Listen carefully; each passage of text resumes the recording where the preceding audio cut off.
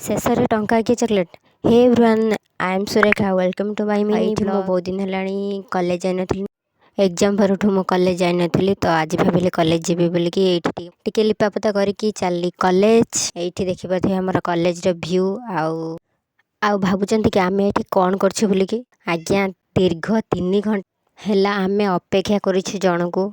से जनक किए से आसिले आपण माननको मु निश्चय देखैबी। दीर्घ 3 घंटा अपेक्षा करी शेषरे आमको से की मूल्य देले लास्ट निश्चय देखिपारे।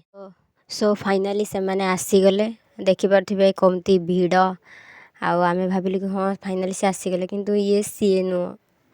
हे भगवान, पुणी केते समय अपेक्षा करिया पड़ियो। पुणी आमको अपेक्षा करी करी पुणी फाइनाली से माने आसीगले।